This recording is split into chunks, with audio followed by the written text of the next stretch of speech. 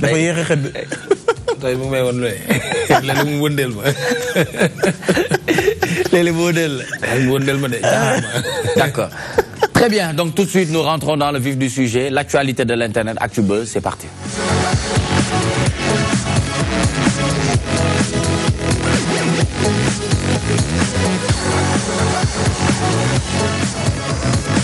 Nous démarrons l'actualité de l'Internet d'après Seneweb législative, 47 listes des surprises et des clashs en vue.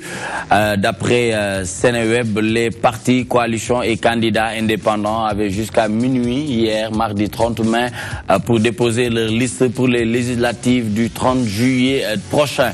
Ils ont profité de chaque minute avant l'heure fatidique pour peaufiner les étalages, ajouter des noms à enlever, faire permuter, entre autres correctifs.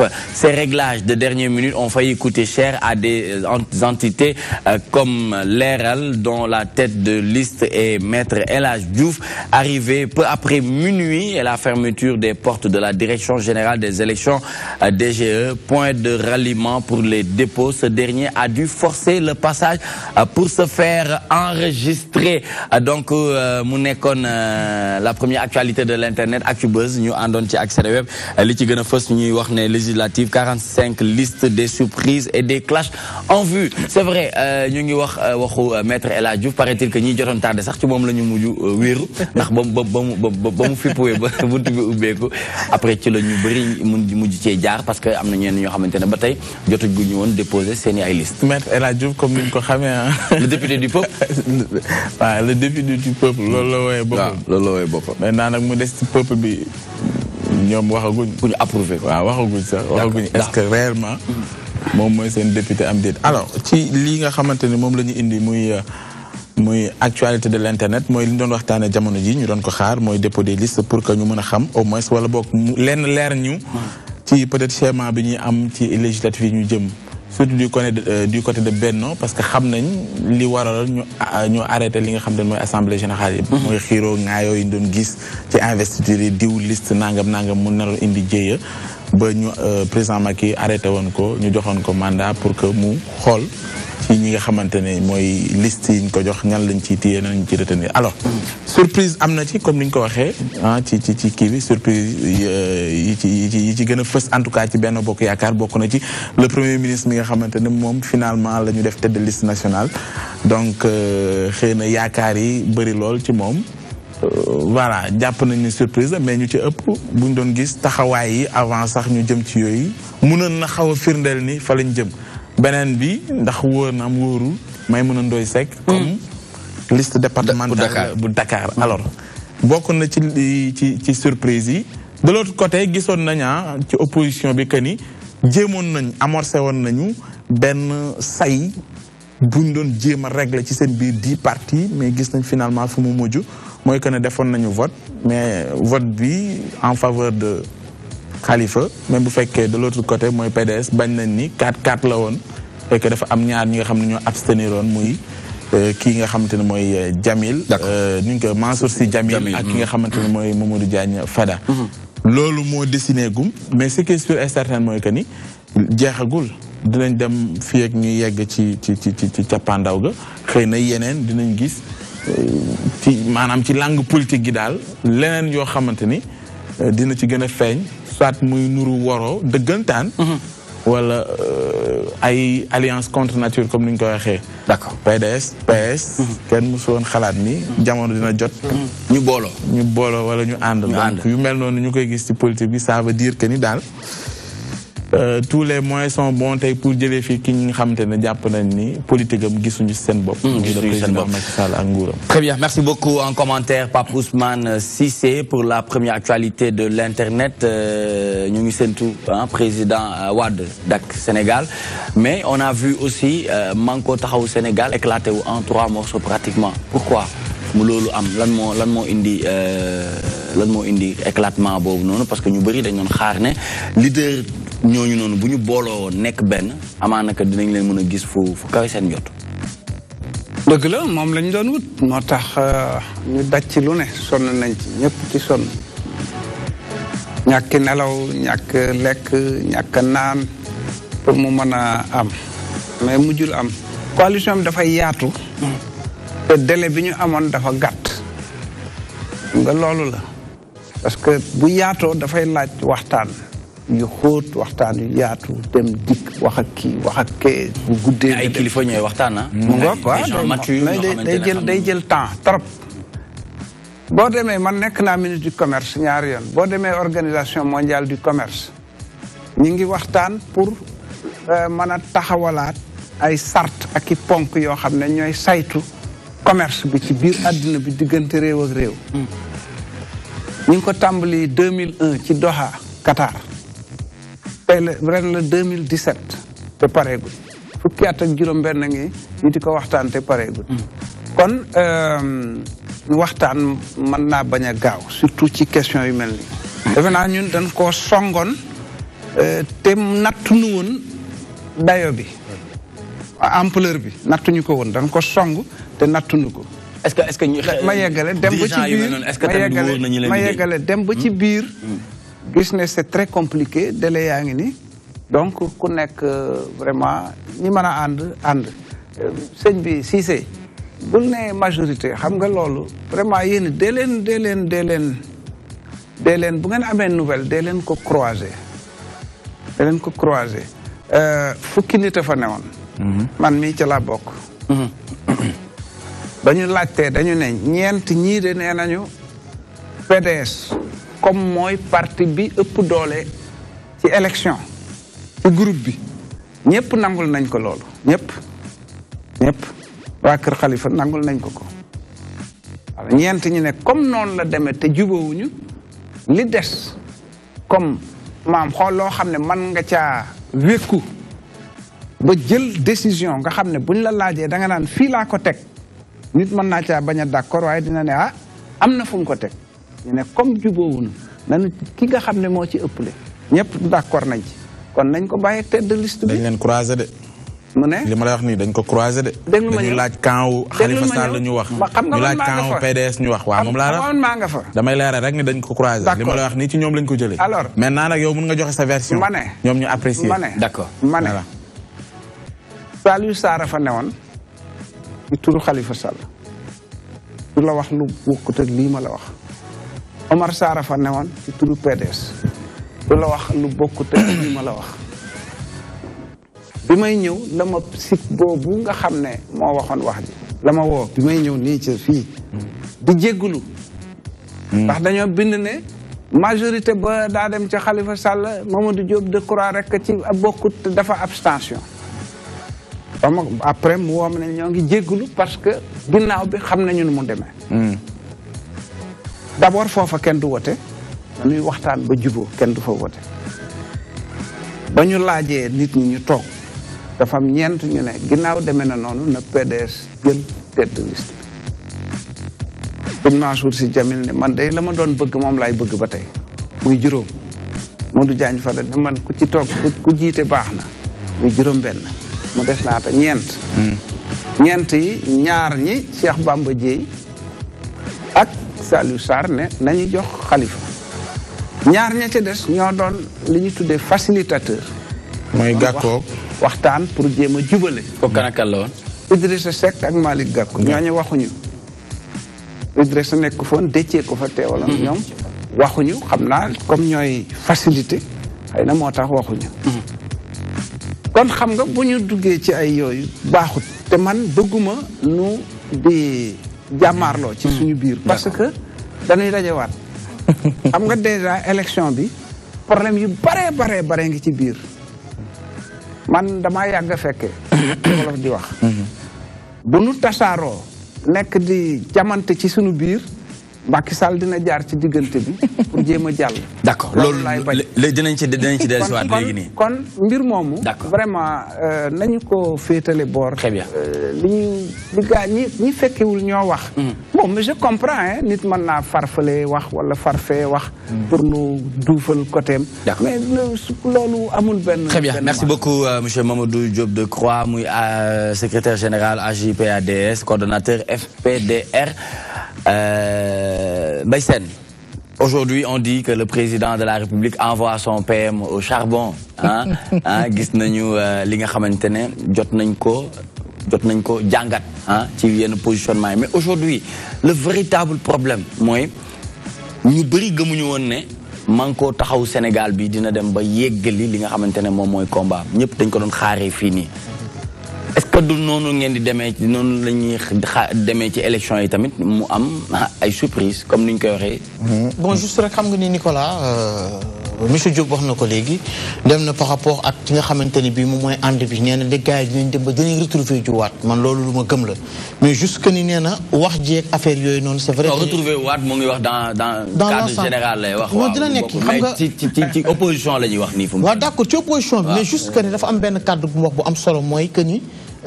jarul ay xuloog ay ŋaayoo di ci am et dafa am benn sortie boo xamante ne dañ ko dégg tey mu nekk une sortie boo xamante ne baaxul rafetul ci ñoo xamante ne dañuy ànd benn responsable PDS moom moo ko wax di jeune ne attaqué ay leaders yoo xamante ne ñu ngi woon ci biir kàngam yi bañ nekkee di waxtaan Masali ngay wax waaw Masali laay wax yaa ci yegg am na yenn wax yoo xamante ne rafetul parce que ku ci mel ni kilifa mel ni Idrissa Seck wala ku mel ni kilifa mel ni Cheikh Bamba Dièye waroo leen attaqué nommément tudd leen ci yenn affaire yooyu dafa rafetul ci ñoo xamante ne war nañoo daje jiwaat bu ñu nañ ànd bi yàlla tudd ko parce que nu ko monsieur Diop waxee léegi nii la période bi dafa gàtt jubóo mënu ci woon xaj te yu bëree bëri mais xanaa concertation amul mais attends waaw xam nga am benn incohérence bu ci am tamit tuuti tamit quoi concertation xam nga tey Nicolas wax na ko tey xam nga soo dee seet élection présidentielle xam nga tey élection présidentielle bu ñu jotee génn tey le leader de l'opposition naturellement c'est le Parti démocratique sénégalais ñu bëgg ko ak ñu bañ ko c'est le Parti démocratique sénégalais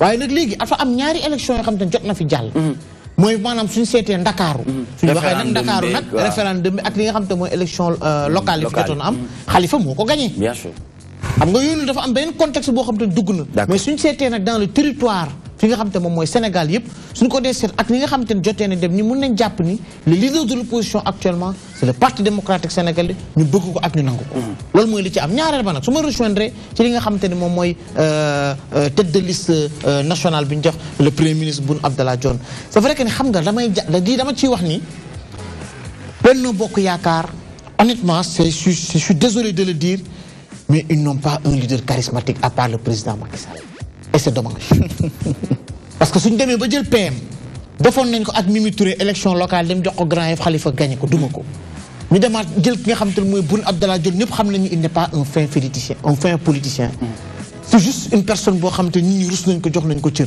mais élection du jox cër ak du rus moo koy gagné élection nga wàcc sur le terrain battre campagne moo koy gagné ça prouve encore une fois que Benno Bokk Yaakaar amuñu ay nit yoo xamante ni honnêtement am nañu dayo ba wala am nañ doole ba pour faire face à l'opposition. Très bien Alaaji Sall léegi kan la ñu war a wóolu léegi ci réew mi ñu nekk nii maanaam léegi tey parce que dañuy gis koo xamante ne nekkoon na 26 ans ci opposition 12 ans mu nekk au pouvoir tey nii à 91 ans à son âge ñu amoon yi leneen luñ ko waroon a mën a yéene leneen luñ ko waroon a teg lu dul muy dellu si waat ci terrain politique bi di jàmmaarloo ñoo xamante ne amaana ka ay sëtam lañu ay doomam rek la ci nar a dajal tey nii est-ce que Sénégal boobu noonu amul ay problème de valeur maanaam ay kilifa ñi nga xamante ne war nañ leen mën a wóolu dénk leen réew mi.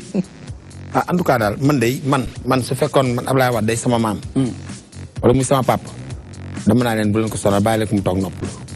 ñoom ñi toll ci combat ci xeex nanu xeex ndax moom ba mu waree xeexal réew mi xeexal na réew mi 26 ans d'opposition 12 ans mu gouverner ko man nag su ma doon moom sax du ma dellu si waat di waaj parce que garaat mu lu weesu président de la république surtout lu muy dar moom muy daw bay daanu bu dee tamit ñii ñoo ko soxla pour mu ñëw xanaa amul benn Ablaye Wade bi nekk seen biir te Ablaye dafa ne woon les libéraux 40 ans waxoon na ko fi mais tey Macky Sall ci loolu njaboot googu la bokk Idrissa Seck ci la bokk ñoom ñëpp ci lañ bokk donc xanaa ñàkkul benn nit boo xam ne war naa mën a yor jël tuuti jikko Ablaye Wade mën a diriger ba pare ñoom ñu gëm ko mais ànd boo xam ne aussi tamit dëgg lalu ko du dem parce que man franchement parler man bett na ma nii affaire bi demee nii man defoon naa ne ay nit monsieur le ministre li ma wax léegi balaa ñoo yenu affaire bi nan ko natt ba xam ndax attan nañu ko wala attanuñu ko mais dégg nga li ma wax ne dañu dugg ba ci biir xam ni dayoo bi.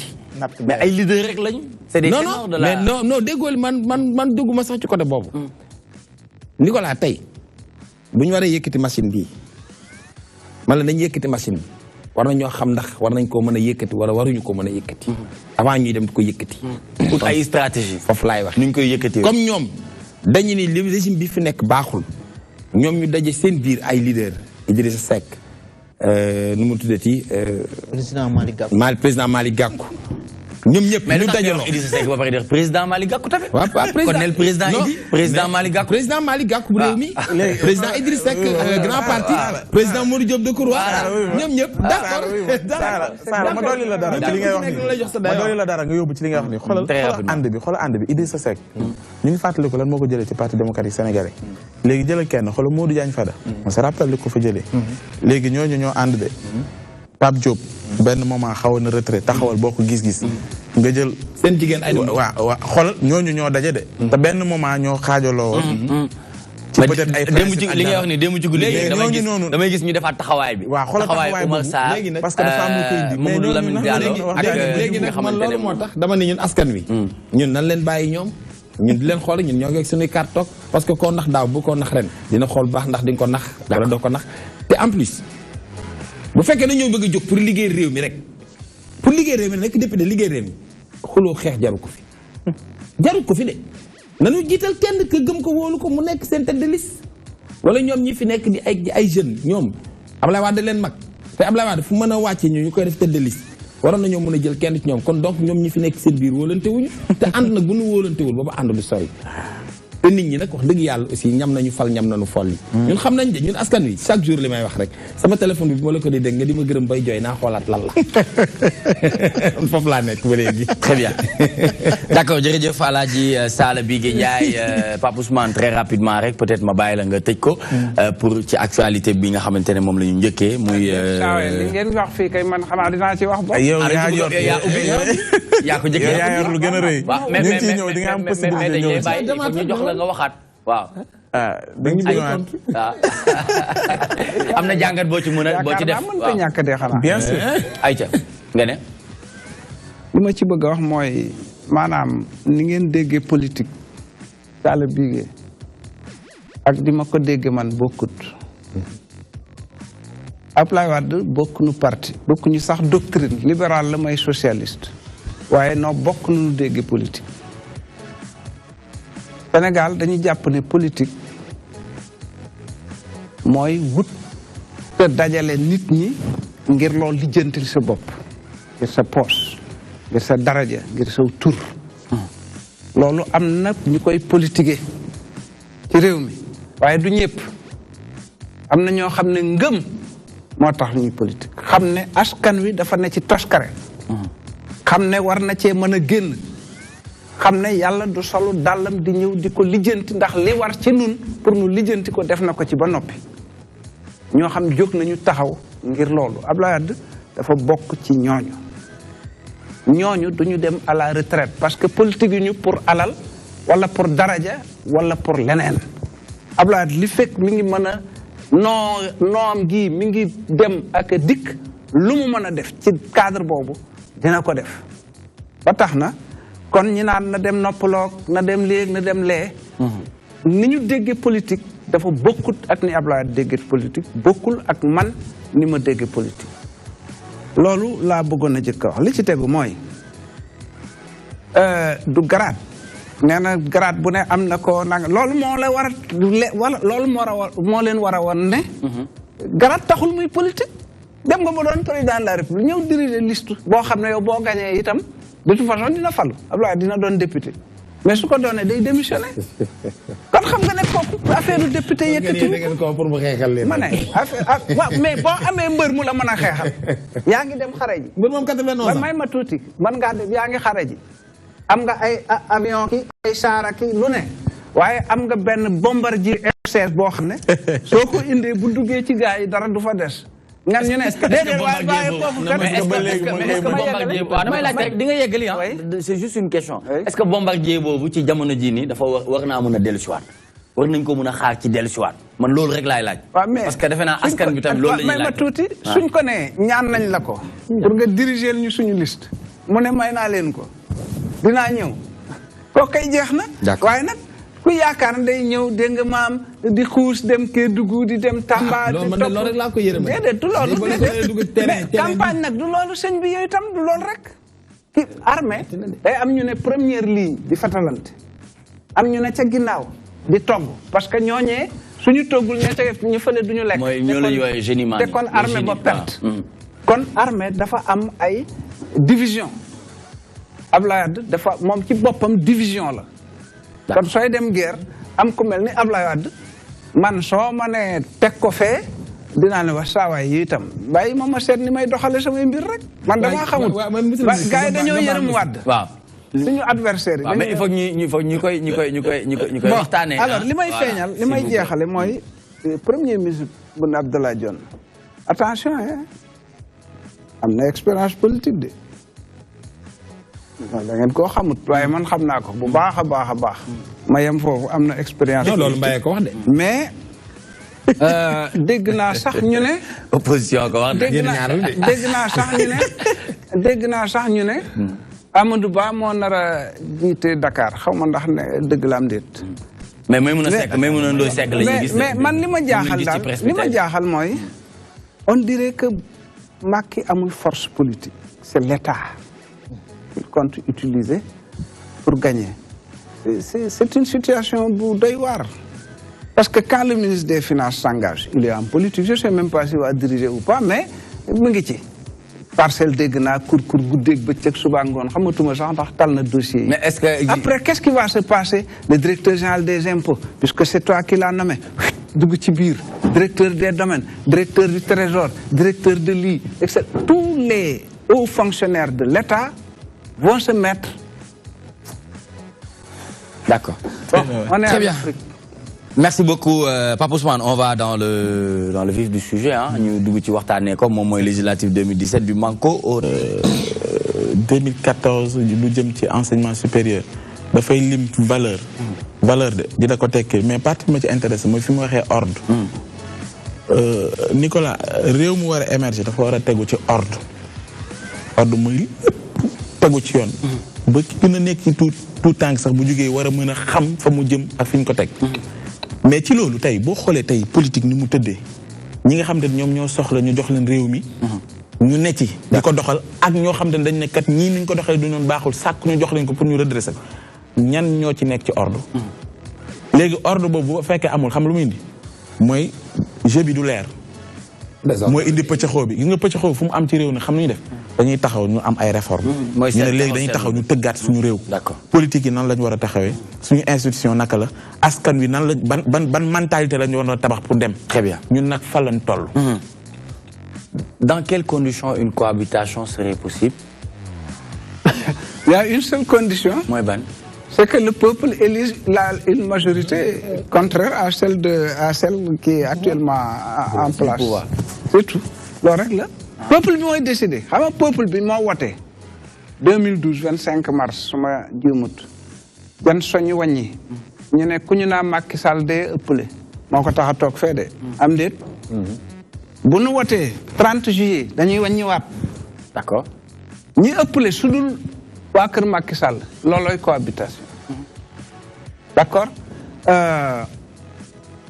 kon bu ko defee 45 listes yi. dama waxuma ci woon bare na.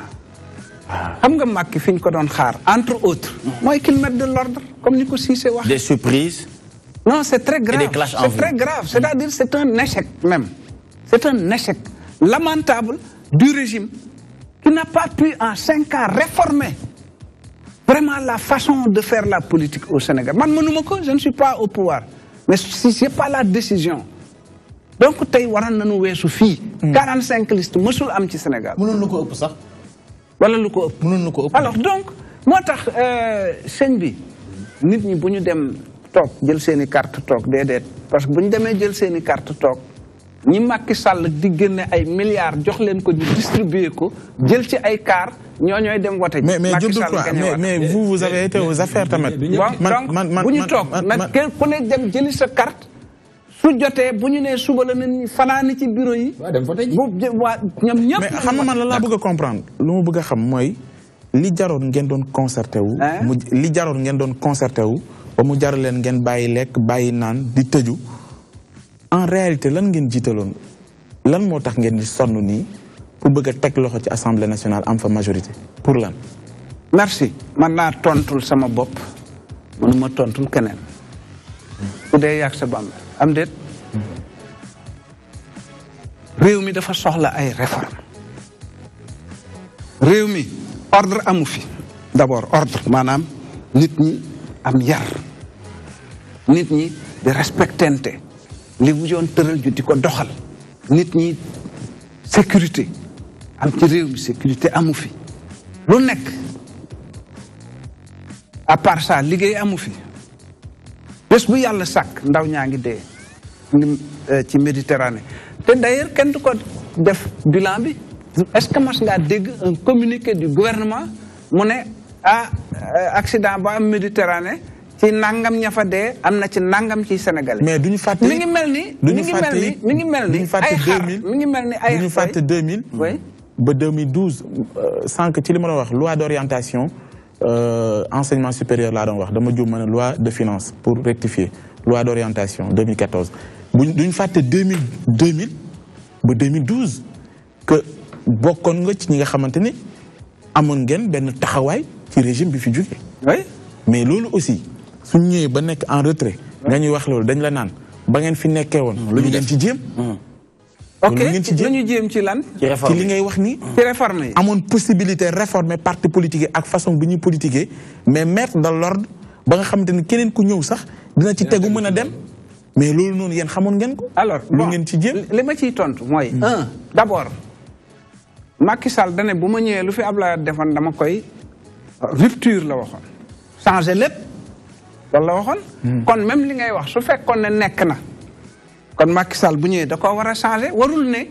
yéen it daa ngeen ko def dañ ko fi teg pour muy def lañ daan def mbaa def lu gën a ñàng bu ñu waxee mu ne yéen it da ngeen ko daan def loola sànq ba léegi da ngay wax ni yow sa bopp ngay tontu attends rek an ma ñëw xam nga kon loolu taxuloon ñu teg ko dañ ko fi tegoon pour li moom mu jàppoon ne doxut mu def ci ay rupture d'accord ok la vie politique moralisation et cetera xam nga laajooma man nu ma gisee bu ma nee 45 listes dafa bare tekkiwul ne dama ne parti politique yi dafa bare xam nga ñu ngi naan parti politique yi daa bari waaye 200 partis Amérique ñaari parti c'est pas vrai Amérique ay junni parti fa ne mais da ngay koy organiser c'est pas parce que am naa récépissé rek que maag ki am 1 million de voix nu war a bokk ay affaire mais bu ñu taxawee ci sa parti parce que sànq ba léegi bu ñu la laajee doo bëgg a généraliser sa bopp ngay tontu AGPADS bi nga jiite toll nañ ci war a mën a woote congrès ba léegi déggaguñ la ci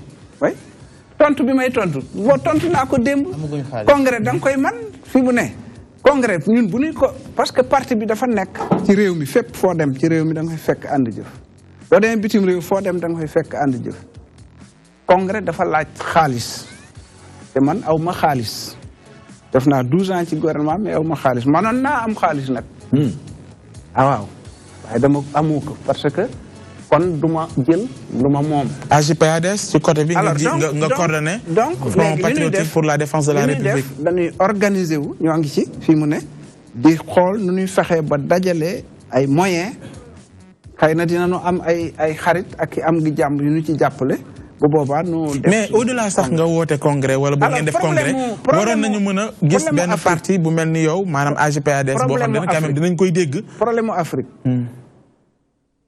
François Fillon xam nga bi ñu defee primaire France droite bañ ne Fillon la ñëpp jàppoon nañ ne mooy doon président de la République lu tax doonu ko dañaa jabaram di daana fayu ci assemblée ba looloo ko daane ab journal la ko génne Sénégal gii décret président de la République jël pétrole ak gaz jox rakkam ñëpp di ko gis waxtaane wuñ ko sax enfin waxtaane peuple baa ngi koy waxtaane je veux dire mais ñoom faale wuñu loolu sax voilà l'Afrique mais nag ci loolu alors donc tàggat gi aussi tamit daf ci am solo bu fekkee nampatal nit ñi tam ci idéologie ak ci gëm-gëm duñ mën a dem pourquoi ma assemblée 2012 ma am un député parce que bu ma làqar ci woon ay milliards du ma am un député mais au lieu nit ñi xoole foofu ne kii kat ñii jiitu fii kenn sutu ko ci àlluwa bu doon ne yor réew mi la ëpp ñu ma ci xam-xam. est-ce que du seen taxawaay moo indi loolu seen taxawaay moo ko indi may ma tuuti rek Cissé. D'accord, allez-y. dama ñëw parce que man émission yi damay leeral. D'accord, on vous écoute. leeral D'accord. Sénégalais yi dañu war a seet ñi nga xam ne suñu leen joxe réew mi seen alluwa may nañ leen ko te jaar nañu foo xam ne mënoon nañoo luubal alali Sénégal te defuñu ko ñu seet ñooñee ñu xool ñu leen di jàppale. Barack Obama ba ko américains yi soxlaa da leen ne aw ma xaalis ñu def seen affaire yi ci internet donné $5 $10 $20 ba Barack Obama am lu ëpp $1 milliard jiite Amérique 8 ans ñun fii dañuy seet ku am milliard ak oto yu rëy te ñuul ak i dara. Est-ce que ça a été le cas avec le président Macky Sall? c'est tout kan Macky Sall. Macky Sall dane man kat candidat la aw ma caution. gars yi cotisé 65 millions. jox ko. ba mu faloo ñu ne ko ñaata nga am mu def déclaration de patrimoine ñu xayma ko muy 7 milliards. coow laa ngoog. wax léegi man ci seet boobu da nga ne askan wi dañu war a seet koo xam te ne àlluwam may na ko ñu jiite ko bañ a xool milliards mais naka la ñuy seetee politique yooyu nga xam te ne souvent dañ naan da ngay gis ku taxaw na la man valeurs yi laa incarné ànd ak koo xamante ne ay na yooyu valeurs yooyu mu incarné uute naag la mu incarné naka ngay mun a seggee ci politique boo xamante ne tey da nga naan diw kat setul ñu xëy suba ñu gis nga ànd ak diw c'est-à-dire ci politique boobu ñuy gis seen dem ak ñëw boobu noonu ci cercle boobu noonu. mën naa la ci tontu. naka la askan mën a seggee. ci mën naa la ci tontu. ayca loolu moo indi Sénégal di dox ba toll fii tey attention su fekkonte ne yow da nga naan man damaa set kee setut du ma ànd ak moom nangam. ñaare sax du la wóor kon la fi nekkoon du fi jóge. dañuy seet ñi nga xam ne d'accord nañ ci ne lii baaxut nañ ko fi jëlee. noonu koy seete mooy àndandoo. déedéet askan wi laa wax. maanaam lisibilité bi leen mën a may ñu mën a xam ne kat Diop Decroix mi kat uute naag. Massamba ak Mademba loolu laay wax. bu fekkee ni tey ci segg boobu dañuy gis ni politique yi am na ñoo xam te ne tey droiture ak idéologie bi ñu yàgg incarné dañ ko yàgg a défendre te kenn mosu leen takkal ci dara ñooñu bu ñu gisee ñu xëy ñu ànd ak ñoo xam ne kat ñu ngi leen di jiiñ dara mais ci biir ñooñu est-ce que segg bi voilà ma leeralal la c'est très intéressant waxtaan wi ñun dama bokk ci génération boo xam ne fekk na fi Senghor ndaw la ñu woon trop mais fekk nañ ko ni Senghor doon doxee ànduñu ci woon Senghor il avait la main lourde comme le je vais tabasser hein benn parti benn rajo benn journal ak i kasu soo d'accord ñu tëj la ci kasu yi boobu ñun dañoo taxaw jàmmaarloo ak Senghor démb rek maa ngi naan tëj nañ ma juróom-ñaari yoon ci diggante Senghor ak Abdou jàpp nañ ma juróom-ñaari yoon ci diggante Senghor Abdou Diouf ak benn yoon ci Macky muy juróom-ñett ñu tëj ma kaso ñeenti yoon solal ma soldaar yóbbu ma ci armée fukki weer ak juróom-ñett yóbbu ma fa ñuy geere tàgge ma ci rajo bi Al Ousseynou Cissé étudiant la woon comme man bañ ko yóbboo Santhiaba ba Mandiack 26 mai 1972 barke démb lañ doon célébrer dañ koo rey ca Santhiaba ba Mandiack dagg boppam xeex yooyee moo indi lii tey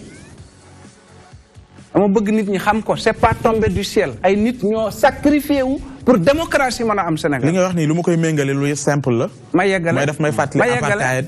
ma yeggale ak apartheid Nelson Mandela lim ci def yëpp mais jariñ na réewam après. ma yeggale lu tax seen bos jariñ. ma yeggale si amul njëriñ. buñ toll fii ci politique ñuy wax xëccoo ngaayoo ñu naan fichier nangam. seeni sacrifice waroon na mën a jëriñ askan wi. ñu may ko muy yeggali ba allez-y. période boobu laa la doon wax absence de démocratie monolithisme génération ya ko fekkee de jeunes dañoo taxaw xeex ba Senghor dafa démissionné le président Kéba Mbaye mi ngi ci dëgg maa ngi ci fen moo ma ne Senghor daf ko ne ko Kéba damay dem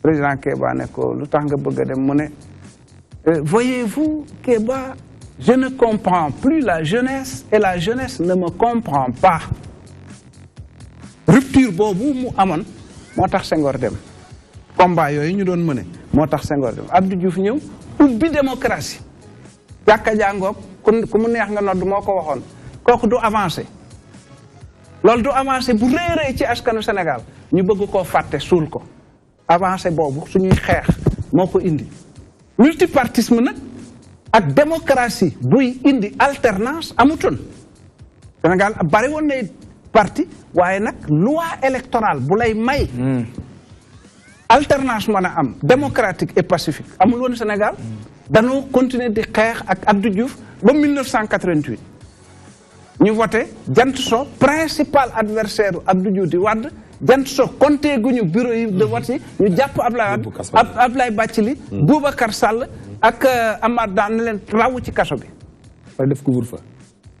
def couvre-feu état d'urgence peuple bi di wàcc ci mbedd mi pendant 3 mois dañ ma ramassé woon 88 loolu moo indi le nouveau code électoral consensuel xeexa ko indi de kaso deret ñàkk moo ko indi kooku du avancé si loolu avancé la ba Abdou Diouf dem de manière démocratique et pacifique de manière admirable je dois le dire j'étais contre Diouf mais je l'ai admiré pour ça Abdoulaye di ñëw toog lu mu jëkk a def son premier acte après Touba c'est d'aller saluer la mère de Abdou Diouf Adja Koumba Dem ba noppi daal di jox avion bi Abdou Diouf ne ko demal représenté bi juma Caire benn réunion voilà le Sénégal c'est une avancée il faut pas que justement ñu bëgg a jël li tilim lépp këpp ko politiciens yi lu rafet li ñuy def ñu nëbb ko foog ne dañu régler problème. waa lan moo tax tey attends ma ñëw Cissé. on ne réglera rien dans ces conditions parce que keneen du ñëw fii di ñu ko régler. alors ma terminer li may terminer mooy loolu ba mu amee ba Abdou Diouf dem man dama bokk ci gouvernement. donc ba mu mettee damaa taxaw xeex dër am na ci nit ñàkk seen bakkan Omar Diop Blondin dañ ko boom ca Gorée. rey ko. étudiant la woon brillant à l'école normale supérieur donc boobee ba xeex jotee dañoo xeex ba ñu nekkee ci gouvernement lu ñuy wax politiciens yi kuy politique sa poche a tax bekk naa ci politique gouvernement 2009 bi ma génnee aw ma oto bu ma dawal manoon naa koo am de yoroon naa tutelle télécommunication yi de nekk ministre du commerce ñaari yoon ak leneen mais li ñu alors donc dama laa bëgg a wan ne la dama laa bëgg a wan ne la franchement politiciens yi ñëpp tilimuñu léegi da nga ne peuple bi naka la war a mën a def pour xàmmee mooy nay laaj wolof dane kéwél du tëb doom ja bët soo bëggee xam kii doomi kéwél la wala déet da ngay seen ndax mën naa tëbam déet d'accord waaye parce que ñëw di dagge na ca làng ga amub xaalis ak i oto rek di jaagar yi ñu ne mooy waaja looloo nuy rey. Très bien. D'accord. Légui nañ jox Sala. Parce que li mu wax fii lépp dafa am solo. 88 on se souvient dëgg la. parce que wax na loo xam ne xawma ni woon def na loolu. kon am na gàcce ngalaama. méritant. mais li Pa Ousmane Cissé wax dafa am solo. mu di tey ku mel ni Mamadou Diop Decroix loolu mu def ngir réew mi yore fi ay poste ministère mënoon a def ni gars yi def tey yoroon ci milliards yi doon un milliardaire. buggul lu lewul ndaxte xool na digganteem ak boromam ci ni ma jàngate xoolul digganteem ak Sénégal de dafa xool digganteem ak boromam. gëm naa yàlla. waaw loolu yàlla tere na ko l'islam tere na ko. waaye même bu ma gëmutoon yàlla damaa war a set defal. parce que am na ñoo xam ña ngay setal. demal ci réewi tubaab yi. waaw ma ñëw foofu. am na ci ñu gëm yàlla mais def na ko ngir def na ko ngir yàlla def na ko ngir ngëm-ngëm. def na ko ni man lii duma ko def. mais yow ku mel ni yow kon bu ñu leen wëlbatikuwaatee kooku fi nekkoon tey yow nga nekkoon ci gouvernement boobu ay nit ak jóg xeex leen yéen ba ngeen dem yéen tey naka ngeen mën a wëlbatiku àndaate ñooñu say noonu démb naka nga mën a wëlbatiku àndaat ak ñoom ngeen bokkaat benn équipe bokk benn mayo bokk benn bool bokk benn pot ndaa di naan. c'est ça loolu mooy suñu problème ñun askan wi. ma tontu la moo incohérent ci bopp sénégalais non xaaral mbay sax xaaral bàyyi ko mu daane. ñun dama lay wax ñun sénégalais yi. xëy na man mën naa ko xam. mais askan bi laa fi toogal. askan wi loolu moo tëj seen bopp dañ naan ñii àndoon daaw dooni noonu. tey ñoo bëgg a ànd tey dooni xarit donc du dëgg. lu ko lal askan dañ naan du dëgg xamu jëm tontu dañ naan du dëgg dañ naan dañuy nax. mais du ñàkk am na lu ko la léegi bàyyi ko mu tontu ci loolu nga doog a ñëw mbay seen. man sax dama bëggoon tontu ci affaire Sala bi. non boo ko tontoo ci kii ma ko war a tontu. xam nga man jàngat laa ci def. gis nga tey suñu waxee loolu ne ñu àndoon démb parce que la may jël rek ci Manko Taxawu Sénégal bi la. ci foofu la ñuy demee. waaw mais ay la yéwén waaw ma ne 2000. waaw. ñan ñoo àndoon ak Ablaye Wade Moustapha Niass. fal. ñan ñoo àndoon ak Ablaye Wade Moustapha Niasse daaneel parti socialiste ay ñan ñoo ànd kan mooy président au conseil collectivité locale. mais coalition boobu dañuy wax ne que ne après 6 mois bi mu nekkee au pouvoir da ko tas. xaaral ma ñëw rek dem ak tëgg boppam. gis nga tey wax la benn affaire gis nga tey xam nga ni ko xam nga gis nga àddina moi je me dis que ni gis nga àddina daal di soo demee ba yore dara da ngay xool ñi nga xam te ñoom nga mën a liggéey nga liggéeyandoo ak ñoom waaw gis nga dafay toll benn période boo xamante ni bii nii da ngeen di jóg pour l'intérêt de la nation. Et actuellement, l'intérêt de la nation, au moment, c'était qu'on mette sur pied Manko Tahaou Sénégal. Et mettre Abdoulaye Wade de tête de liste. Mais Abdoulaye Wade, il peut être tête de liste. Moi, je rejoins M. Diop Decroix. Parce que non, attends, Abdoulaye Wade, dem nañ ba ne gis nga Wade tay bum fu ñëwee bu ñuy ñëwee Wade naka la ñuy peesee Mbaye Sène kañ lañ koy peese pour xam nag sénégalais yi nekk Mamadou Diop Decroix kañ lañ koy peese pour xam fan la toll ci ak sénégalais mais non am na loo xamante on a besoin des idées de Mamadou Diop Decroix mooy pesé bi nag mooy pesé bi xam nga tey ni duñ ko pesé ci tey nii mënuñu xool tey dañ jël ki nga xamante ne mooy Abdoulaye Wade jël ki nga xamante ne moom mooy Abdoulaye Mouhamed Boun Abdallah Dionne jël ki nga xamante ne mooy Khalifa Sall maanaam ñett ñooñu noonu coalition ñoom ñoo war a dem ci li nga xamante ne moom mooy élection législative yi mënoon nañ cee gis keneen ku dul Abdoulaye Wade parce que tey nii mënoon nañu ne Mamadou Diop Decroix la ñuy jiital pourquoi pas jël Mamadou Diop ñi xam lu muy pesé mais pourquoi maanaam la mu liggéey ci réew bi yëpp mënuñoo jël Abdoulaye Wade mag la pourquoi mënuñoo jël Abdoulaye Wade qu'est-ce qu'il a léegi nii yow yaa wax ne on parle pas de Moustapha Niasse tête de liste la ñuy wax pour apporter quelque chose à la nation. waaw mais tey Macky Sall ñi mu àndal ñu di ay mag. déggoo ma de du foofu de. liste waaw léegi dafa naan tête de liste Macky Sall ñu mu àndal ay mag lañu. Moustapha Niasse mag la. mënatul nekk président moom Abdoulaye Wade ñoo yem. Ousmane Tanor Dieng mag la mënatul nekk président moom Abdoulaye Wade yem. Amath Dansokho mag la mënatul nekk président moom Abdoulaye Wade yem. d'accord léegi ma dolli la leneen léegi c'est quoi le problème pourquoi Abdoulaye Wade bëgg ñooñu bëgg a def. d'accord léegi ma dolli la leneen lu may wax. waaw tey suñu kër amuñ mag. waaw enquête tey suñu amee problème duñ jël mag yóbbu ko kan mooy takk xew yi il a fini de faire ses preuves. kan mooy takk xew yi xale mooy takk yi. waaye man xale du ci at nag mag du ci at. ah mais kon nag li tax waaw mais yaa ngi contredire sa bopp. non fi ngay waxee la contexte yi bokkul il faut ñu jaawale il faut ñu jaawale mais li ma bëgg a wax ci li mu wax Mbaye Sène ma jàpp ne il faut ñu leeral ko li mu ne nit boo demee ba yor réew da ngay xool ña nga xamante ne ñoo xam-xam bi nga liggéey ak ñoom on est d'accord mais doo jël koo xamante ne ci diir maanaam mu nekk ci gouvernement pendant 12 ans di liggéey yow keneen falu ñoo ne da koo jëlaat pour mu liggéey alors qu'il avait la possibilité de liggéey ñu koy dégg ci ay tuuma ba justice def liggéey wala boog ñu taxaw ñu ne dañoo war càmbar kooku ñu jël kooku ñu ne dañ koy indiwaat ci gouvernement mu liggéey alors que justice mu ngi càmbar ay liggéeyam loolu lañ ñu pratique politique ci réew moo xam te ne dafa gëm ay valeur am fu mu jóge xeex ba moomal boppam ba yegg si fii dañu ne ci pratique politique loolu dafay maanaam dalul xel d'accord Pape Ousmane li dal xel mooy réew mi 14 millions de sénégalais lañ du rek ñoom ñu yaakaar ñoo génnee ci parti classique yu yàgg yi du ñoom xel xalaat mun a defar suñu réew am na ñoo xamante ne mosu ñoo milité ci benn parti te foo jëm ci institution yu mag yi nekk ci bitim réew ñoom ay doomi Sénégal bu ñu defoon tey monsieur Mamadou Diop Decroix ñu def ko tête de liste waaw mun na dem ba fongali mi waaw parce que kattan gaa ngi fi xam-xam baa ngi fi kii mais imagine toi d'accord na ngeen Ablaye Wade xam na nguur non ma ñëw sax na ne Ablaye Wade xëy du wàcc ci terrain bi am na expérience mais ku leen ni Ablaye Wade du wàcc ci terrain bi day wàcc de Ablaye fii dañu wax na mooy président bi gën a dëgër nee na j'arrive nee na j'ai 91 ans j'arrive buñ gënee doo wàcc ñoom lay xulal bu ko defee beneen éclatement amaat man li may wax dama ko xam Ablaye Wade mag la nan ko bàyyi mu toog di ñu ñaanal am na lu mu liggéey réew mi ñi fi nekk di très bien léegi ñu bàyyi ko moom mu daaneel foofu mu joxe xalaatam par rapport ak moom defe naa ne moom man loolu laa gëm monsieur le ministre yow itam yow da ngaa daane sa bopp parce que dafa daane boppam ci biir wax ji d'accord parce que dane Abdoulaye Wade bu ñëwee fii ñu ne ko toogal bul dem attan naa xeex ak nun dina dem ba fongalim bi moo ko wax di ba pare ne kon da ngeen ko war a baax non yow laa nii non waxuma Abdoulaye du dem ba léegi yow buuma Abdoulaye dama ni Abdoulaye Wade même bu wàccee fii boo nekk ko toogal te moom du day bañ yow laa ni yow d'accord yow laa ni yow mun na yow sa kattan ak sa jeunesse ak sa kii ak ni nga xame état yow pourquoi pas ñu def tête de liste nga xam boo war a dem fëngale mi di nga dem fëngale mi Abdoulaye Wade moom bougé lu ma ko mettre moom mais pourquoi vous n'avez pas proposé vous n'avez pas fait cette proposition dama bëgg tontu monsieur Decroix c'est-à-dire d'abord yi man mais tontu woo li ma lay laaj attends maa ngi ñëw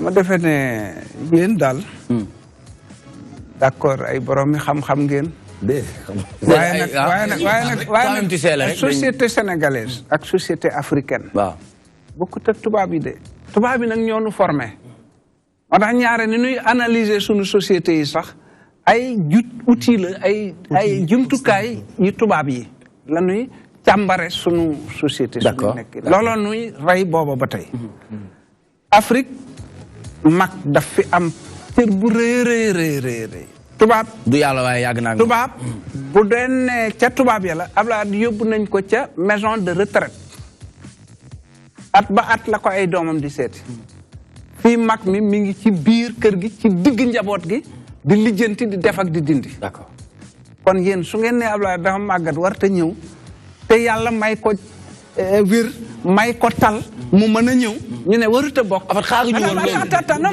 may leen man mais nag bi ngeen wax dama leen déglu. waaw d'accord maa ngi lay déglu waaw d'accord. politique ak góor gu sama papa nekk Sala ma jox ko piliyaan mu toog. su ma soxlaa xalaat tàgg ko. su ma waree dem taal ko loxo mu ñaanal. mu bokkul ak mag munu wàcc mu war a dem ci naaju tàgg. d'accord jërëjëf Sala merci chéri neex borom ak Linguère jërëjëf. donc c'est important. ngeen xam loolu. je crois que wax boobu aussi am na fu mu war a mën a yem. parce que ñun dañu jël décision mais Abdoulaye mooy doon suñu tête de liste expliqué naa li tax ñi mu doy dinañ ñu woteel ñi mu doyul sañ nañ leen a bañ a doy li ma leen ciy wax naa leen ko boo demee Chine Chine dafa ndóoloon ba am ñu naa neey ay boroomi xam-xam lañu ñu bind ay téere ci ne chinois yi ni leen yàlla binde moo tax ñu ndóol tey ña doon bind loola ña ngay rang Chine di leen xiimal attaaye parce que Chine tey mooy la première puissance au moins commerciale du monde. Bien sûr. fu ñu jaar te leen jëlee ca ndóol ga indi leen ci loolu Mao Tse-tung 76 ans la dee Deng Xiaoping 90 ans la génne àdduna nañu wax leneen li ci tegu ma tontu leen ci waaw pourquoi Sala Dior voilà démb ñi ngeen doon kii bi yëpp tey ngeen àndaat après mais bis bu ne nit am soxna tàggoog moom. comparaison n'est pas après daal di àndaat ak moom.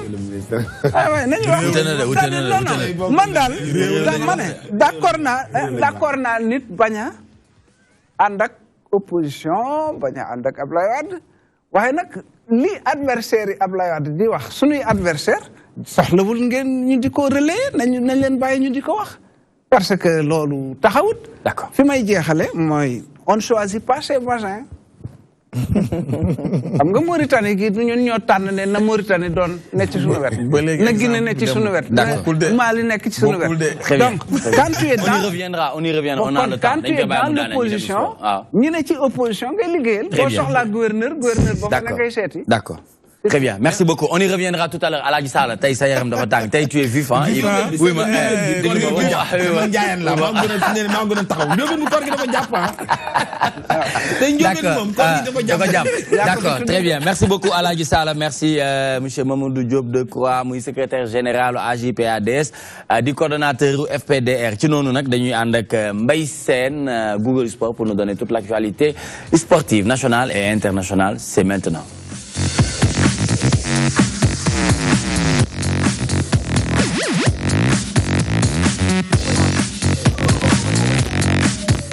Nous démarrons l'actualité sportive avec le tournoi du Roland Garros depuis Paris avec Juan Martín del Potro a franchi le premier tour depuis mardi en battant facilement en 3-7 son compatriote argentin Guido Pella, une première depuis 2012 moom mi nga xamante ne moo nekkoon l'ancien vainqueur de l'US Open qui n'avait plus joué foofu ci fi nga xamante ne moom mooy Paris. Effectivement, Guido Pella, qui a Juan Martín del Potro éliminé depuis 2012, c'est une très bonne chose. 5 ans après, il devient très très très fort. Deuxième chose, il a noté l'élimination très précoce de Joe Wilfried Songa, le numéro 1 français. D'accord. Joe Wilfried Songa éliminé au premier tour, alors qu'il y a une semaine, il a gagné le tournoi de Lyon sur terre battue. Personne n'a compris cette élimination de Joe Wilfried Songa, le numéro 1 français. Et on peut dire aussi en deuxième lieu que l'autre français, Jean mon fils, qualifié au deuxième tour. Il y a des surprises à n'en plus finir. Le numéro 1 aussi allemand, celui qui avait gagné le tournoi de Rome, Novak Djokovic, le numéro 2 mondial. Lui aussi, il s'est fait éliminer Zverev, il s'est fait éliminer lui aussi au premier tour de Roland Garros. Il y a beaucoup de surprises. C'est un tournoi qui nous a habitués à vu énormément de surprises. L'année dernière, on a vu Slavnis Wawrinka remporté à la surprise générale. Au niveau des filles, Naga Zuguma, aussi. Le tournoi de Roland Garros sur terre battue nous réserve beaucoup de surprises, Nicolas. Très bien. Donc, après Roland Garros, résultat du tableau masculin, Del Potro qualifié au second tour. Nous passons bien sûr au football. Ligue 1, GFC contre Casa Sport, toujours pas élucidé. Un problème pas toujours élucidé. Première partie de championnat avant les phases retour.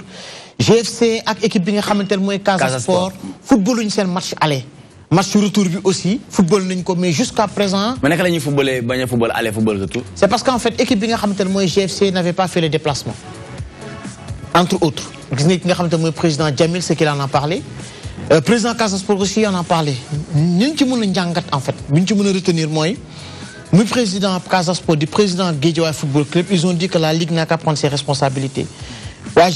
Casa Sport nee na ñen jox 3 points yi GFC nee na ñen jox 3 points yi querelle bobu nak tiraillement bobu mo am ci digënté ñom ñaar on avait programmé le match à Kaolack mais ki nga xamanteni bi ni mom moy président Casa Sport nee na Casa du leen football match bi fele ci Kaolack kon ce qui veut dire il y a toujours problème GFC aussi nee na ils ne vont pas faire le déplacement pour aller jouer ce match championnat bi des bareetul GFC Casa Sport enfin que ñu tirer li nga xamanteni mom moy problème différent bobu. Très bien, nous restons toujours au football avec la tanière, les Lions de la Teranga commencent à afficher le plan. Effectivement, le Sénégal doit jouer 2 matchs, match amical le 5, le 10, premier match éliminatoire Coupe d'Afrique face à la Guinée. Nous avons que la tanière a commencé à faire, les joueurs ont commencé à faire dank par dank. Ils sont 10, 12, 13, 14, 17, il y en a d'autres qui vont terminer le championnat comme en Turquie. Kouchimeni Lamine Gassama va terminer le championnat, Kouchimeni Aïnyomin Moussa Sow. Mais la tanière commence à prendre son plein. Li ñu ci mëna jangat mom moy que ni Aliou Cissé a mis li nga xamantene mom moy entraînement yi open moy ku ci nek mën nga ñëw dugg et chaque match dina am ben joueur bo xamantene bi dina la ko jox mu waxtaan ak sénégalais di wax ni le premier match ça sera au stade Léopold Sédar Senghor le 5 un match amical face à l'Ouganda et le deuxième match ça sera face à la Guinée pour un match comptant pour les éliminatoires à la Coupe d'Afrique des Nations Cameroun 2019. Toujours au football, U20, match des Lionceaux, 8e de finale contre le Mexique. Ça sera demain, Inch'Allah, au Rabi, 8e de finale face aux Mexicains. Ils ont fait 15 fois la Coupe du Monde en U20. Le Sénégal qui va être novice, sans qu'avant.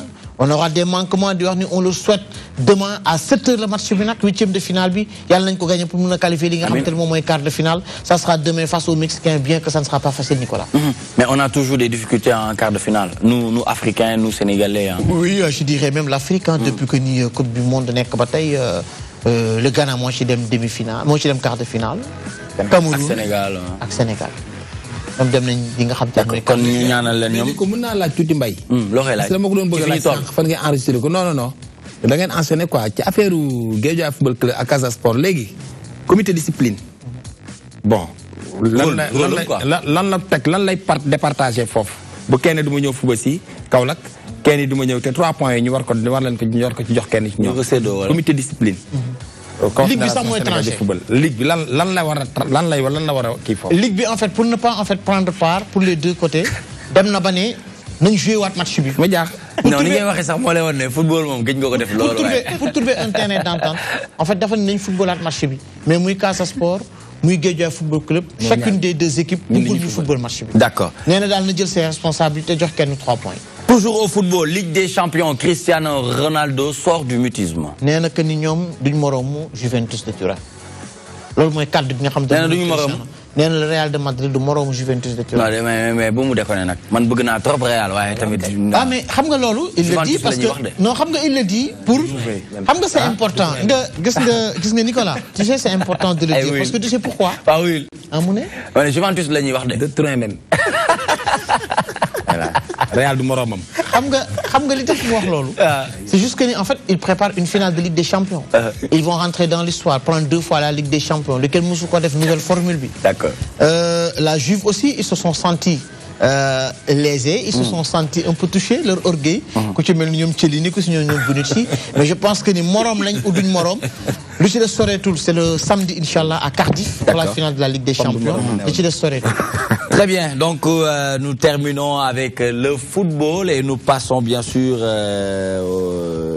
avec Tiger, le grand golfeur, Tiger Woods, l'étonnante histoire. C'est quoi son histoire? Tiger, depuis qu'il a eu ses problèmes avec sa femme, il n'est plus numéro 1 mondial. Un moment, Phil Mickelson. Ils ont des problèmes? Il a des problèmes avec sa femme? Ah oui, ça date de presque 2-3 ans. Ah bon? C'est dû à quoi? Après maintenant, il y a des sponsors retirés au Timon. Tiger descente aux enfers, la descente aux enfers. Il a été pendant longtemps numéro 1 mondial. Publicité au Timon. Maintenant, mais là, problème. Il paraît que problème adultère là. Un problème adultère. Xam nga fi góor gu fi am problème ak jabar ji rek ay la yéwén 90% problème bi rek maanaam am ndoxaan la. Ah loolu moom mooy passe. Parce que jigéen 90% est-ce que doo ci dolli 6 sax? waaw parce que jàpp naa ni daal. problème boobu moom mooy problème bu njëkk pour li nga xamante ni moom mooy kii. am na yeneen problème yoo xamante ni bi rek. bien sûr góor mën na ko am problème. waaw ak soxnaam pour autant mu bañ a nekk ab ndoxaan. bon pour ñëwaat ci li nga xamante ne moom mooy problème mu Tiger Woods bi Sala yaa ngi may géwél gu mag nga. xam nga li tax ñu war a ñëwaat ci problème. toxor la de. ci bàyyi fa li ñu mën a ñëwaat ci problème Tiger Woods bi démb on a vu une image étonnante. Tiger Woods ñu fekk ko ci otom ci berlinam en fait il avait l'air ivre hier loolu mu jaaxal ñu bari mais la police l'a tenu presque pendant 6 heures de temps pour di ko def ay enquêtes mais il a dit que di garab yi muy jël la parce que il a fait un long voyage on ne comprend plus Tiger Woods c'est ça en fait une histoire étonnante de Tiger Woods.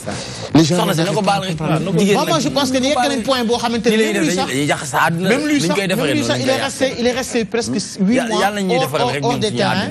Il est resté 8 mois hors circuit parce qu'en fait il avait des douleurs de dos. Moi, permettre de jouer tout le golf. Il a été pendant très très longtemps numéro 1 mondial. Il a fait un retour.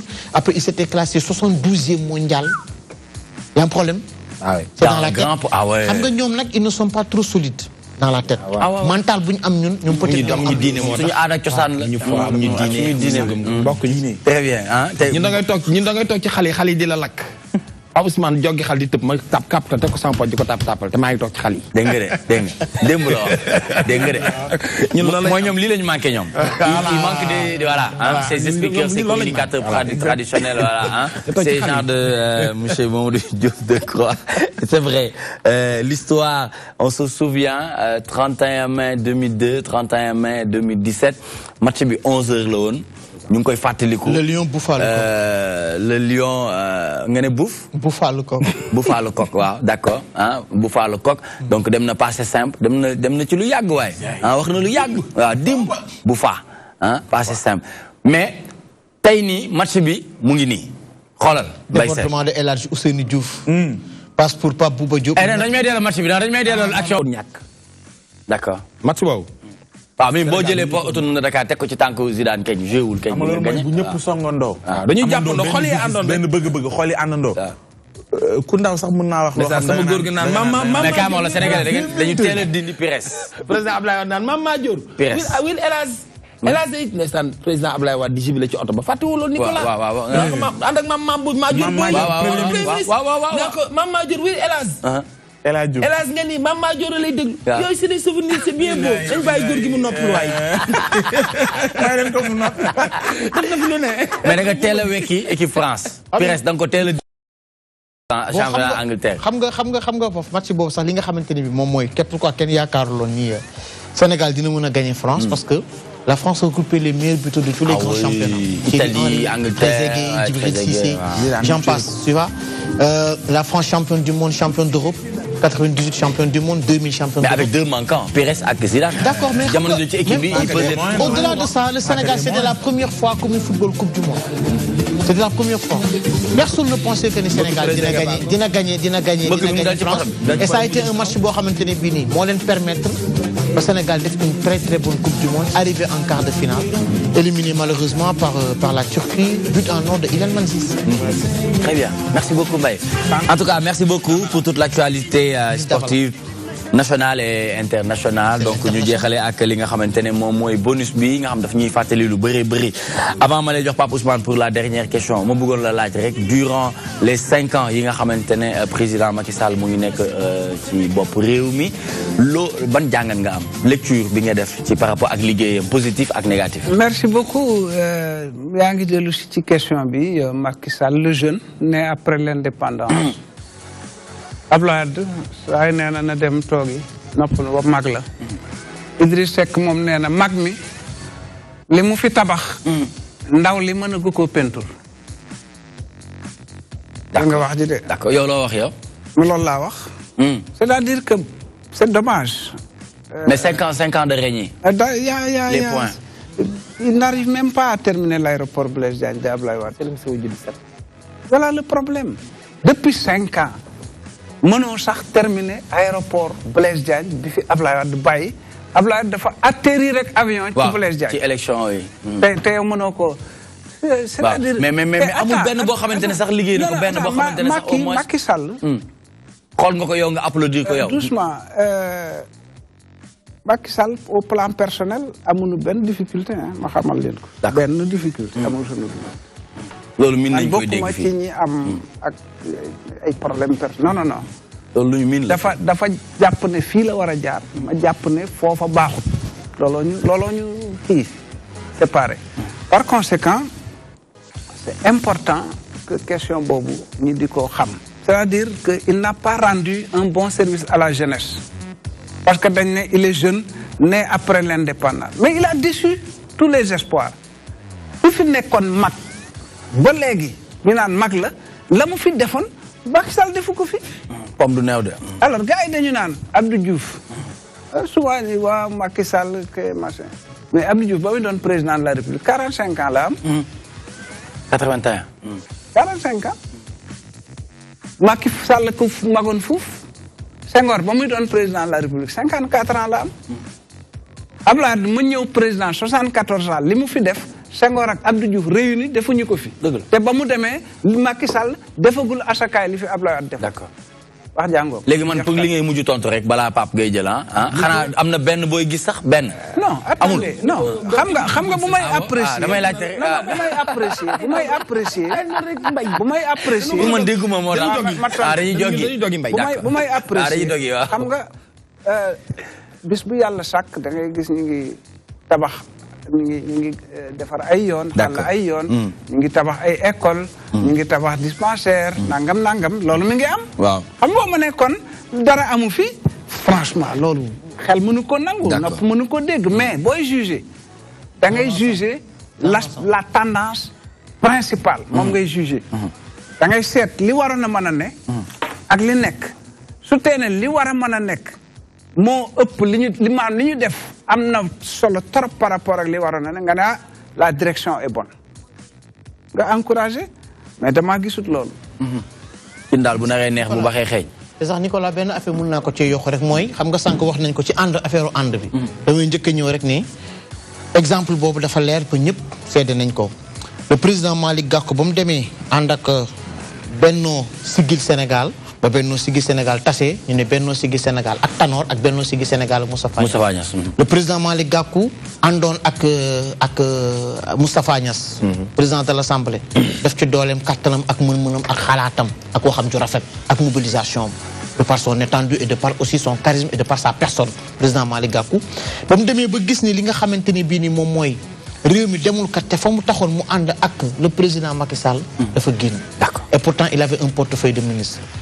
àndoo bi nag baaxoon na trop ñu demoon mais su PDS génnuloon wala ñoom àndaloon suñu génnuloon ànd taxaw Ndakaaru bi taxaw Sénégal bi dina gën a baax ba ñi nga xamante ne dinañ mais après on l'a jugé qu'il a pas été courageux jusqu'au bout parce que démissionné na mais après gis nañu mairie bi dafa xew Malick Gakou waaw mais président Malick Gakou gisoo xanaa liggéey bi nga xamante ne moom la mais non kon tey dana nekk maire Guédiawaye parce que jël réew mi gën jël mairie déet jël réew après ko moo gën jël mairie alaaji wuyul am jaar boog suñuy njiit ñu jàpp ni pour loolu am faaw ñu yeesal façon bi ñuy politiquer ci réew mi kon moom Diagne Fada ngay wax de ñu ne ba ñu xoolee ci ñi fi ne ñu xool sa jaar-jaar jàpp ni war ngaa yor saafara si ñu ñëwoon ñun askan bëggoon nga wax ni tërali nii nan lay demee ak yan yoon dañuy jaar pour que façon bi ñu politiquer ci réew mi dañ fi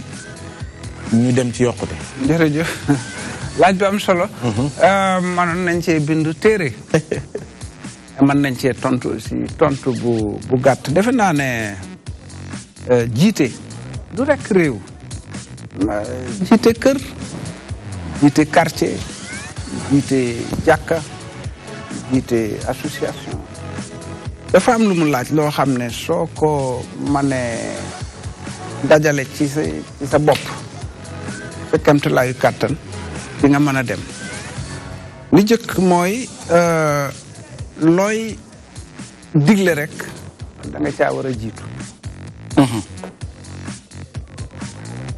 sénégalais yi ñu am xel lañu macha allah soo leen ne nanu dem ci naaj wi ndax danoo ne ci jamono liggéey da nga naan doone dem leen ci naaj wi da ngay dem ca naaj wi ne fekk leen ma ci naaj wi kay soo defee loolu rek jàmm na ñooy lii mënta nekk mooy nga ne leen dem leen ca naaj ba ma ci kër gi loolu moom buñ ko defee it xamal na ñu ngi lay fexeel parce que d'accord ñu loolu moo war a jëkk a nekk nga maanaam le poisson pourri par la tête njiit yi nañu nekk exemple ci ñi ñuy jiite loolu su amee dina am solo ñaareel ba kon jikko dugg na foofu mooy xam-xam xam-xam soo ko amut doo mën a dem xam-xam nag du affaire rek am doctorat am agrégation am déedéet xam-xam xam nit ñi xam réew mi xam waa réew mi bokk ci xam-xam savoir vivre ñetteel ba nag mooy nga am fayda ñett yooyu moom soo ko amee di nga mën a dem loolu daal man laa xam daa ngi ciy góorgóorlu nag ci côté yooyu Sala nga ne benn question rek laa koy laaj waaw monsieur Mamadou Diop Decroix xam-xam bi nga am pour réew mi tey bu la président tàllaloon loxo ni la xam-xam bi nga am pour réew mi dama bëgg nga ñëw jàppale ma ñu liggéey réew mi ndax di nga nangu xam nga wala yow nga xool xam ni war naa mën a jàppale fii réew mi en tant que citoyen en tant que xam parce que man man nag ma séduire xaw ma ne woon am nga jaar-jaar bi umpule woon naa la mais léegi yow xam-xam bii nga am tey nga war koo mën a jariñ sa réew tey président bu la tàllaloon loxo ndax di nga ko fekk si wala déet wala yow waroo xool ne xam ne réew mi ngi sooxe fii nga bind président lettre ni ko man mën naa laa jàppale ci réew mi ci côté bii d'accord en tant que sénégalais ñu bàyyi ko mu tontu Sala Dior Sala Bigué waaw ba tey sax Dior baax Sala Dior Sala Bigué Sala Bigué borom Gambeen ni mu ngoog man naa wax ñaari yëf question bu njëkk bi mooy question dafa am loo xam ne xewoon na waaye xewi na c'est-à-dire bu la Macky Sall noonu kay nu bokk liggéey nangam am nañu ko fi def fan yi non yow may attends rek ma ñëw yow la wax de may ma rek ci xam-xam bi nga mu wax ni yow ñoom nii la ñuy tontu wede dañuy kii damay tontu duñ def oui ou non de damay tontu amul njëriñ Macky Sall yónni na ma ay nit vraiment dama leen ne amul njëriñ est-ce que xam nga ko lu tax ma posé la question bi waaw comme man jàpp naa ni yow bëggoo réew mi d'accord alors yónni na ma ay nit dama leen a tontu ma ne leen am nga xam-xam bu mën a jëriñ réew mi waaw doo ko bàyyi mu tontu nag Sala Bigué waaye moom nee na amul njëriñ kay alaaji non léegi garaaw jëlaatal non bàyyi moo ngi tontu bàyyi ko mu tontu am na ay argument am déglu ko dama leen ne amul njëriñ nit kilifa day dox ay tànk yu am njëriñ waaw danoo bëggoon nga dimbali sa rakk nangam Sénégal dafa weesu foofu man ku ma seet si di ma wax ci affaire u Macky Sall lim ma war a laaj mooy naka la ñuy def ba réew mi tegu ci yoon maanaam li fi war a am parce que moom dañ ko fal pour mu gérer Sénégal. D'accord. Man dama voté contre lui ne pratiquer programme am ma ne ci opposition peuple bi suñu demee ba gis ni lii doxut dinañu am fu ñu jëm waaye def nii loolu xaw ma ko. Bon li tax ma lay posé nii peut-être c'est parce que peut-être dafa def exemple ak. ko Abdoulaye Wade la regarder le concerné wu ma. ab booba jamono Abdou Diouf dañu daan wax saa yu ngeen bëggee dugg ci gouvernement bi téléphoné leen ma signé décret balaa jant so fukki at mosuñoo dugg ci gouvernement Abdou Diouf dañ koy gërëm sant ko ne ko noo ngi fu nu ne nekkal ci li nga ne. D'accord, jeex tak très bien. Alors li ciy tegu fi ma bëgg a jeexale mooy dafa ne wala yow nga am xam-xam. def benn proposition. def proposition man dama am lu ñuy wax vision. am lu ñuy wax projet de société am lu ñuy wax programme gars yi li leen di màbbaloo mooy dañuy tëb rek ne cëmbax ci programme projet de société koy lal soo ko amoo mooy boo amul vision doo am projet de société xam nga dafa am benn philosophe grec defe naa grec la de Sénèque. Sénèque nee na il n'y a pas de bon vent pour le marin qui ne sait pas où il va. dëgg la wala déet.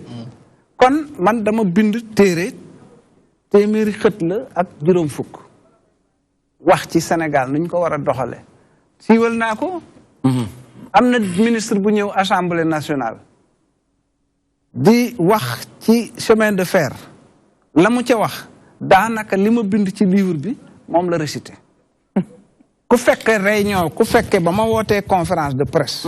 député bu ko fekke moo ñëw déy ma ne ma sa waa ji de moom jàng na xanaa li nga bind. ma ne ko mi ngi koy tari de merci. Très bien. Le message à l'endroit des Sénégalais parce que ñu ngi dem ci. 30 juillet bu leen déglu ñiy wax ne politiciens yi bu kenn voté ji dañoo mel ni dañoo mel ne dem leen ngeen voté bu fekkee ne jàpp ngeen ne ni réew mi di doxee baaxut su ngeen ko defut. ñi jàpp ne Macky Sall ngi liggéey dinañu wote ji te bu boobaa ñu am majorité. te bu ñu amee majorité yéen da ngeen di ñàkk kon nag na ngeen dem ñëpp jël carte yi bu bés baa ngeen wote te ndaw ñi nañu sàmm te wattu wote bi mu jaar yoon. Très bien. jërëjëf sant nañ la gërëm nañ la bu baax a baax l'émission tire à sa fin. juste rek man di wax ni que ñu ngi wax ni 45 listes lañ déposé mais le 9 juin dinañ xool yéen liste ñoom ñoo recevable ak yu irrecevable. D'accord, c'est important. Très bien, merci beaucoup. nga ne. man li ma ci wax gàtt la ah tey bi moo xew tey bi moo génn waaw. ku ci nekk ci Sénégalais yi na nga am sa responsabilité bopp ba ka ngay woteel nga xam mooy kan. D'accord, très bien. L'avis du jour en compagnie de Aladji Sall Bigue Ndiaye, l'ami du président de la République du Sénégal. yàlla na nu yàlla dooli jàmm suñu réew. Amiin. réew mi kenn du jóge bitim réew di ñu ko defaral. dëgg la ñun ñoo ko defaral sunu bopp moi je suis l'ami de tout le monde. Diop Decroix sama géer la. mais kii bu ñu delluwaatoon Kajoor kii sama géer la. sama géeru judd la. bilaay ba alxuraanu karim. kon terrain bi leer na de. sama géeru judd la. waaw d'accord ayca waa demal waa avis du jour la ñu wax. yaa ba xarit Sénégalais yaa ngi lay xaar de nga ne. xam na li ma ko wax. yaa ba xarit maam xam na li ma wax ak Ala xarit maam. du ma def ko ak Aminata xarit maam. c'est vous les donateurs c'est moi le receveur. gars yi yàlla na yàlla defal jàmm. Bonne nuit. Merci beaucoup. En tout cas, merci beaucoup. Ça a été un grand plaisir d'être avec vous, très chers téléspectateurs. On se donne rendez-vous demain, Inch'Allah, même heure, sur les antennes de la DTV. Jëlal xibaaru mbaraxi programme bi di continuer di wéy xam ngeen le rendez-vous des Nabiens ngeen ànd ceeg Saliou ak ki nga xamante ne mooy Karbala waaye guddi gi di gën a neex di gën a xumb di ngeen gis ki nga xamante ne mooy soxna Zeynab yi mu leen di indil kon boog ñu ngi leen di jox rendez-vous demain, Inch'Allah, ci kàttanu Yàlla toujours dans toi-même tu sais. Merci beaucoup.